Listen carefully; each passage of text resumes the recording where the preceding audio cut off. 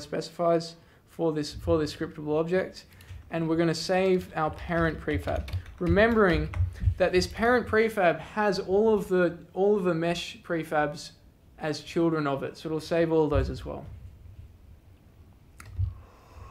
Okay, let's go ahead and try that out. Oh, of course, one more thing. There's always one more thing. We also need to set the asset menu. So in our star mesh generator, I'll just use the same syntax as this, because remember we're using scriptable objects here.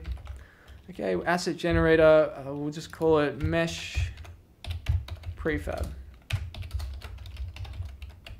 And two little things that I totally just didn't spend 10 minutes figuring out is that this folder path that I've set here, it's not the right path. It's where you need the star mesh generators folder path, because this is saying get every mesh at the path that you're specifying, and it's the mesh generators path. So we say star mesh generator dot folder path, and then for each of those we'll save it to the prefabs folder path.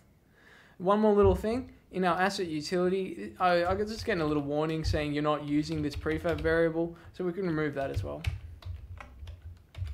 Okay, now we can go into our procedural assets folder. We've got our database loader, which is taking that CSV file. We can have a look at those stars, make sure that they're all loaded in. So it's taking our CSV file and then it's saving them as star info.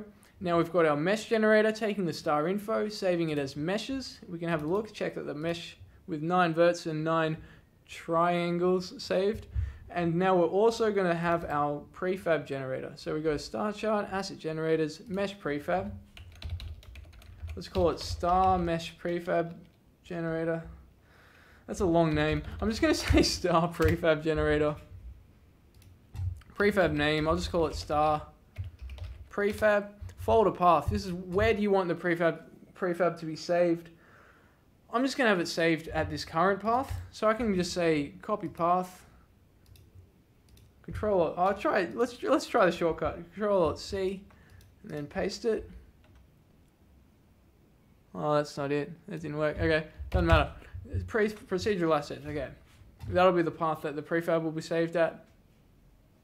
The material isn't going to work because we need to create a special material that knows how to deal with point topology. We'll do that in the next episode. And now we're going to create. Now we just got to link up our star mesh generator so that our prefab generator knows where this meshes folder is. All right, so we'll go ahead and hit generate. Oh, no! I just deleted everything. Oh, that's funny as. Okay, don't do what I just did. I just remembered that when you set that folder, it's going to delete everything inside it. Oh, okay, that's all right. It'll be fast. So I'll create, let's see, this will be good because we can go back through the steps. Create our star database, which we'll need to know about our database path, HYG sample, copy that path, database loader. All right, so our database, that'll know about our database path. We can go ahead and press load. Now we've got our stars. I'm going to rename that to star database, not new star database, okay. Now let's create our mesh generator. Star mesh generator. We'll create a folder for it called meshes. Control-Alt-C to get the path of that. Go ahead and paste that. We're also going to need to drag in our database loader. Hit generate. Make sure we've got a mesh in there. Yep, we've got a mesh in there. And now we're going to create a new folder separately called prefabs. And we're going to create our prefab generator. Mesh prefab generator. I'll just call it star prefab generator. Rename that to prefab name of star prefab. Okay, folder path of the prefabs folder. Control-Alt-C or Command-Alt-C.